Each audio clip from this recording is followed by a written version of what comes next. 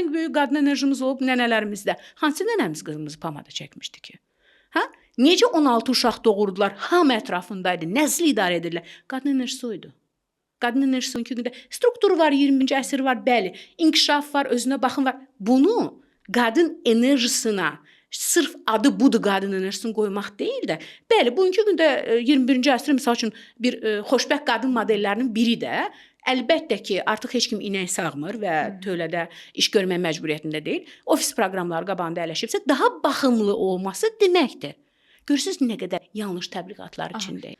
Yaradanın yaratdığı Rəhman-ı-Rəhim var ha. Rəhmanlaşmış rəhim nədir? Rəhim qadın enerjisidir. Rəhman kişi enerjisidir. Yəni rəhimi rəhmanlayan, yəni rəhim qadın enerjisi kişi tərəfindən daima bir abaloçkada olmalıdır. Yəni və bu iki fərdə aid deyil ha. Bu daxili sistemin formalaşması. Çünki bizim hər birimiz həm qadın, həm kişi enerjisindən ibarətik.